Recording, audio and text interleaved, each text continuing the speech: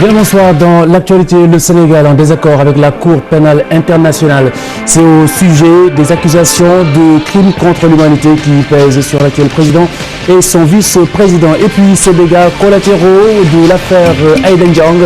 Des clients de la CBAO accèdent difficilement à l'heure actuelle à leur coffre-fort.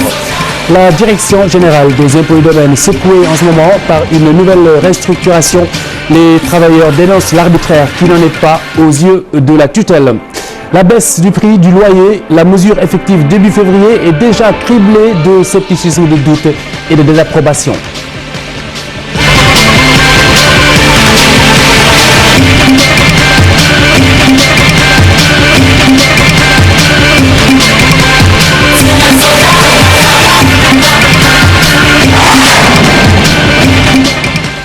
Circulation d'abord route de Kermassar avec ce piéton qui a failli être écrabouillé par un camion. Le miraculé a été heureusement aussitôt secouru, comme vous le voyez sur ces images, par les sapeurs-pompiers. Les gendarmes étaient également sur place. C'était en fin de journée. Des images signées Pape Lam, photographe.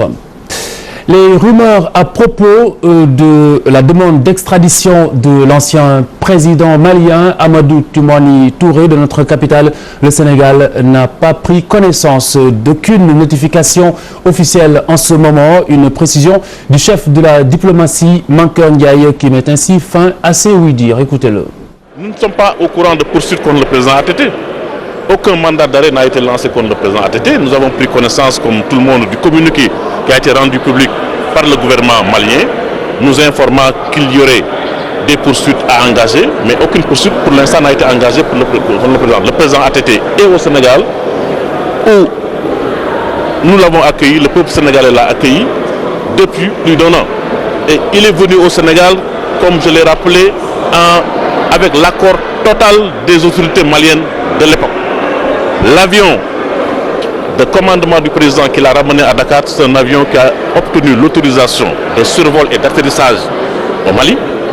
Le président ATT a quitté la résidence du Sénégal pour se rendre à l'aéroport avec l'appui logistique des autorités maliennes, avec l'encadrement des forces de défense et de sécurité maliennes. Donc, il ne faut pas parler d'exfiltration. Ce n'est pas une exfiltration. On ne peut pas exfiltrer quelqu'un, on exfiltre dans la clandestinité. Mais son transfert à Dakar l'a été avec l'accord des autorités maliennes. Donc il est là, il y vit depuis lors et nous attendons la suite. Il n'y a aucun nuage dans les relations entre le Mali et le Sénégal. Moi j'étais ambassadeur du Sénégal au Mali pendant 2 ans. Je connais tous les hommes politiques maliens. Le président Ibeka me considère comme son jeune frère. On a d'excellents rapports. Il a d'excellents rapports avec le président Macky Sall. Il n'y a aucun nuage dans nos relations. Et donc nous allons, comme je l'ai dit tout à l'heure, continuer à suivre les développements au Mali. Nous sommes solidaires du Mali. La stabilité du Mali, c'est la stabilité du Sénégal. Nous avons un important contingent de soldats qui se battent à côté des forces africaines, à côté de la France, pour combattre le terrorisme, contribuer à la stabilité et la stabilisation politique du Mali, à son développement. Nous sommes liés au Mali par 1001 liens indissolubles. Donc nous sommes attachés au retour de la stabilité et de la normalité au Mali. Nous avons perdu des soldats au Mali, vous le souvenez.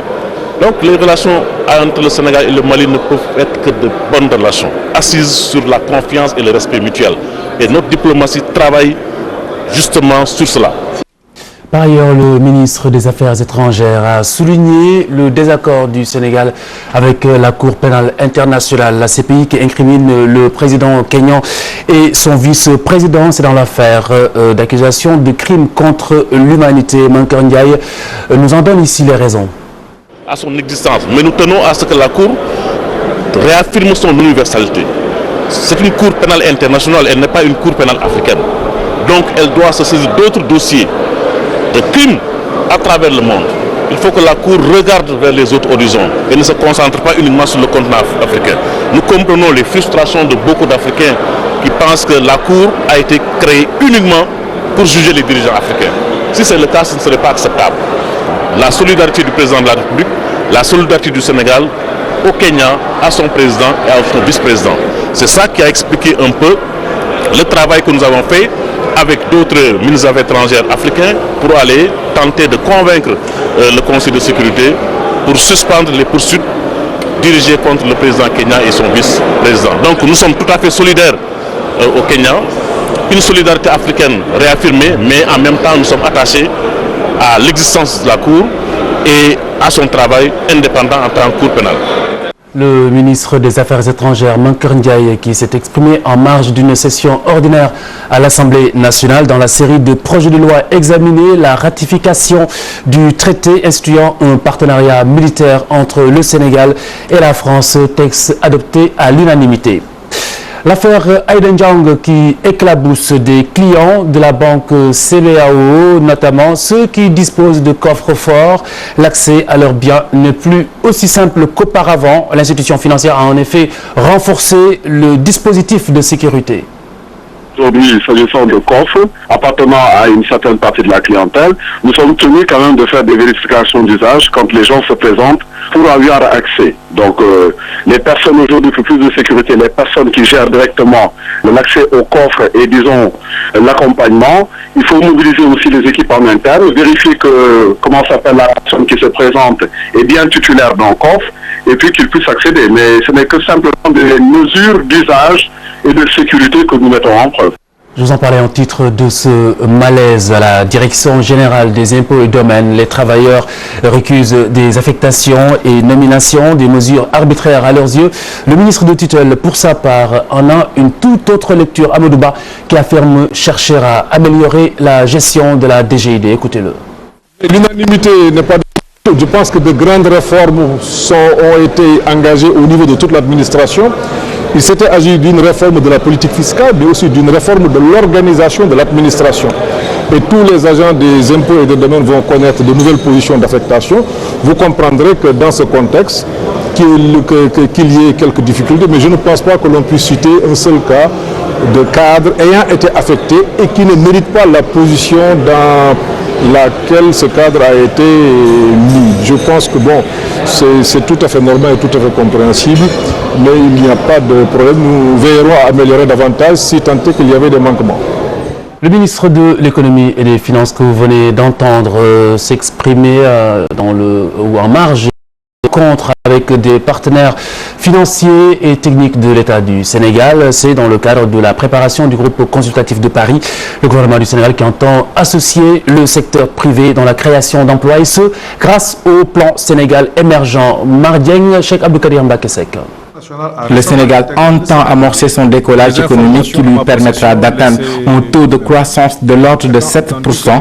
Pour cela, le gouvernement compte associer le secteur privé pour accompagner le plan Sénégal émergent. Vous avez vu que tous les PTF étaient là, donc il s'était agi pour nous de faire le point sur l'état d'avancement du groupe consultatif, mais surtout de donner les dernières informations concernant le plan Sénégal émergent, qui va être la stratégie sur laquelle nous comptons mobiliser la communauté internationale pour tirer le Sénégal vers l'émergence voulue, décidée par le président de la République. Le ministre de l'économie et des finances a rencontré les partenaires techniques et financiers du Sénégal pour préparer le groupe consultatif. Ces partenaires ont apprécié le climat des affaires qui est favorable aux investissements. Nous avons donc pris connaissance de ce plan. Nous avons en effet déjà émis quelques remarques, mais essentiellement nous sommes là pour marquer notre soutien, accompagner le Sénégal dans ce plan. Et nous avons également salué le fait que dans le cadre de ce groupe consultatif que prépare le Sénégal, qui est une réunion de tous les bailleurs qui se tiendra à Paris, le gouvernement a estimé utile et nécessaire d'associer le secteur privé. Nous encourageons, comme nous le faisons toujours, le Sénégal à également accélérer les réformes qui doivent améliorer le climat des affaires au Sénégal. Tout le monde en est conscient et le gouvernement en est très conscient et nous avons répété cette préoccupation. Le groupe consultatif pour le Sénégal est prévu les 24 et 25 février 2013, une rencontre avec les partenaires financiers du Sénégal qui servira d'orientation stratégique au développement économique du pays. La baisse du prix du loyer, la mesure est effective à la fin du mois courant. En revanche, l'espoir est déjà lézardé par un certain nombre de doutes, des craintes. Pire, certains bailleurs ne comptent même pas appliquer les nouveaux taux. Diafaraba même a été sur le terrain. La loi sur la baisse du loyer promulguée Certains locataires attendent toujours de voir son application. Locataires et bailleurs doivent tous respecter les nouveaux tarifs, c'est l'essentiel.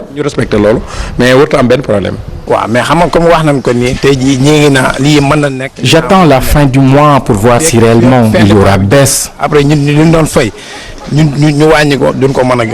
L'article 2 de cette loi précise que la baisse ne concerne que les locaux à usage d'habitation, un des points qui n'est pas bien éclairé par la commission aux yeux de ce locataire.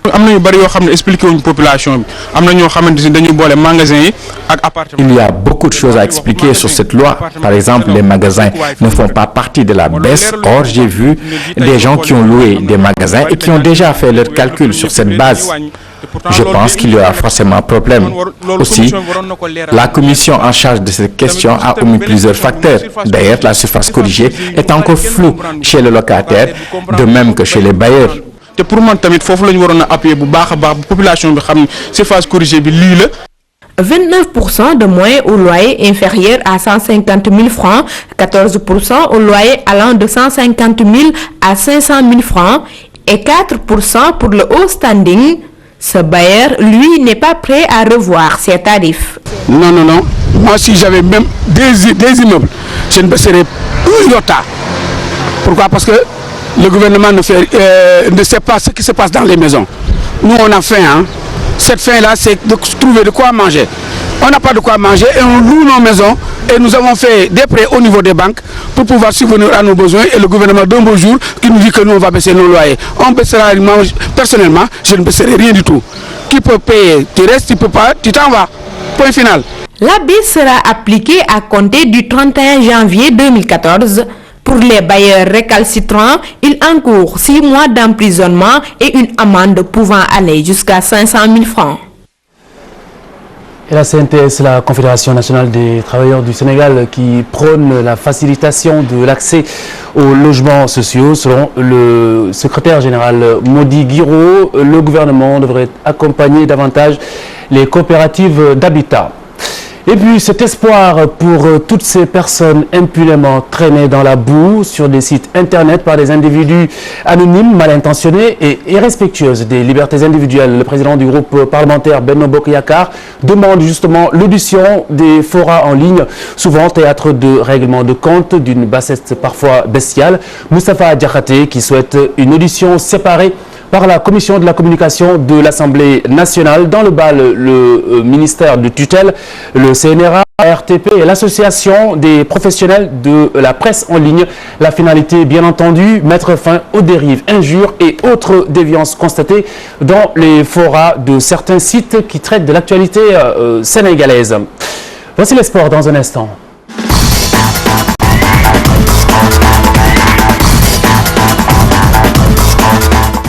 Bonsoir. Bonsoir Khalifa Diakhaté, bonsoir à tous les téléspectateurs qui nous regardent. Nous démarrons avec le football, la 6e journée de la Ligue 1 sénégalaise qui démarre ce week-end avec des rencontres alléchantes comme AS Pikine Casa Sport ou Olympique de Ngor, Jaraaf de Dakar. Les enjeux de cette 6e journée, c'est avec Abdoulaziz Kane. AS Pikine Casa Sport, ce sera un des duels à suivre à l'occasion de la 6e journée de Ligue 1. Deux équipes qui n'affichent pas la même courbe de progression en ce début de saison. L'AS Pikine, encore invaincu, s'accroche à la 2e place avec 9 points à 2 longueurs du leader portière. De plus, les Pikinois ont jusque-là fait le plein à domicile avec 2 victoires face à Djambar et Duc. A l'opposé, le Casa Sport connaît un début de saison compliqué avec 5 points en 5 matchs. Puis, les Casacés n'ont plus gagné depuis la première journée et cette victoire face à Sunéor. L'équipe de Ziguinchor vient donc à Alassane Djigo pour se relancer. Le leader portière aura aussi fort à faire face à l'US Ouakam. Le nul concédé face à NGB lors de la dernière journée a freiné l'avancée du Port qui devra reprendre sa marche en avant pour garder la tête. À Ouakam, ce sera l'occasion de tester la capacité de réaction de l'équipe de Malik Diop qui a concédé sa première défaite de la saison lors de la 5e journée face à Djambar. Ngor Jaraaf sera aussi une affiche à suivre. Les Ngorois sont dans la lancée de la réussite de la saison dernière puisqu'ils comptent actuellement 8 points au classement, alors que le Jaraaf, qui est à 1 point de son adversaire du jour, doit encore afficher plus de régularité pour s'installer sur le podium. Le champion en titre, Djambar, encore en rodage bien que 3e au classement, aura au menu un derby mbourois face au Stade de Mbour.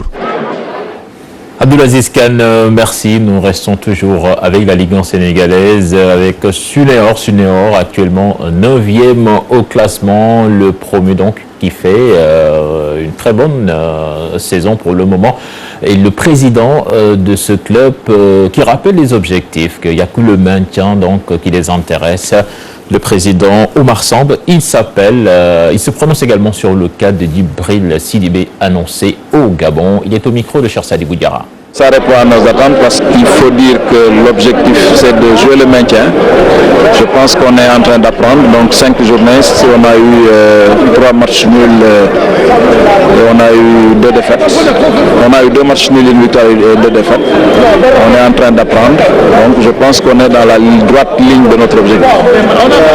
Quels sont les objectifs à part le maintien? À part le maintien, c'est que comme j'avais dit, on est en train de bâtir une grande équipe pour la région de Diourbel et se fixer un objectif de 3 ans pour faire partie du top de la Ligue 1. C'est ça l'objectif que nous avons fixé. Non, de toute façon les coupes on va les jouer à fond, mais notre objectif principal c'est le maintien et nous travaillons pour asseoir les bases d'une grande équipe. Il n'avait pas encore signé, c'est vrai qu'il avait déjà commencé la préparation hivernale avec l'équipe, avec une intention ferme de jouer avec l'équipe, mais il a eu une opportunité de partir, donc nous avons facilité son départ, donc il a signé un contrat au Gabon. Nous parlons à présent de la réunion du comité exécutif de la Fédération sénégalaise de football. Une réunion donc qui se tiendra ce samedi. Les conflits au sein de la Jeanne d'Arc de Dakar, l'AS Saloum et le Guédiawaye Football Club seront à l'ordre du jour. On devrait savoir également à l'issue de cette réunion le futur adversaire des Lions du Sénégal pour la date FIFA de ce 5 mars. Football en Europe avec la 22e journée de la Ligue 1 française, l'île de Pape Soirée qui accueille en ce moment même le stade rennais de Schaerbeek. Pour le moment, 0 but partout. En Bundesliga, c'est la reprise après une très longue trêve hivernale. Le Bayern de Munich, leader de ce championnat, reçoit en ce moment même le Borussia Mönchengladbach en but à 0, but signé Mario Götze. Demain, le Borussia Dortmund largué reçoit Augsbourg. Et puis le Leverkusen se déplace à Fribourg. Et puis transfert, le Milan AC qui s'offre les services de Michael Essien. L'international ghanéen, libre de tout contrat, s'engage pour 1 an et demi, âgé de 31 ans. Il est la première recrue de Clarence Seedorf. Et puis handball, fortune diverse pour nos équipes nationales engagées pour le championnat d'Afrique à Alger. Les Lions, match de classement, se sont fait battre par le Cameroun 33-24. Et puis les Lions qui s'imposent face au même Cameroun 25-21. Voilà, Khalifa Diakhaté, c'était là l'essentiel de la page des sports. Merci Cheikh Tidiane Diaw, excellente soirée sur TFM. moo leen di may